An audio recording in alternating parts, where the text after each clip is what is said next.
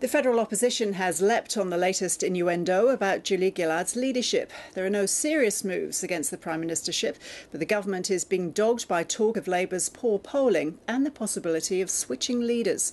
The coalition is doing all it can to increase the pressure, rounding off a frustrating week for the government.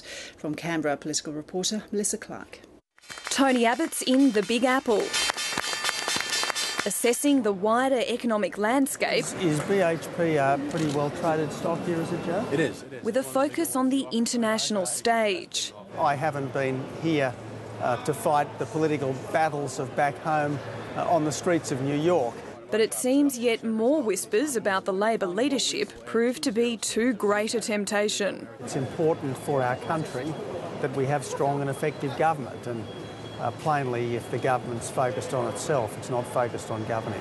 There mightn't be any moves against Julia Gillard, but that's not stopping the opposition from leaping on reports of union leaders throwing their weight around. I think Tony Sheldon this morning is saying if the caucus change the leader, he'll deny them $200,000 in donations, which is basically straight blackmail of the Labor caucus. The government isn't buying into it. There's a whole industry forming around pushing this story, and the stories are not worth the paper they're written on.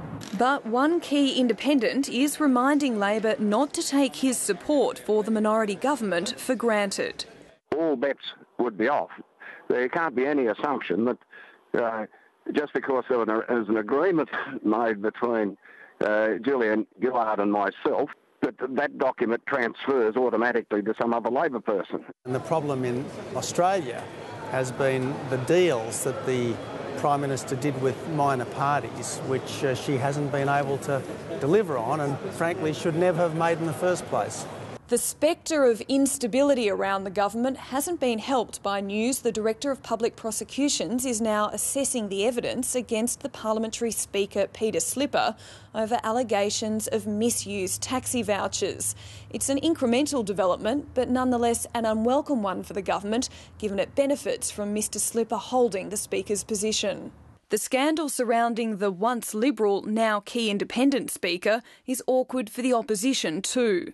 I don't want to get into speculation about what they may or may not do. As a member of the government, I shouldn't do that. Let's just let the DPP do his job and see where it falls. And where that may be, nobody knows. Melissa Clark, ABC News, Canberra.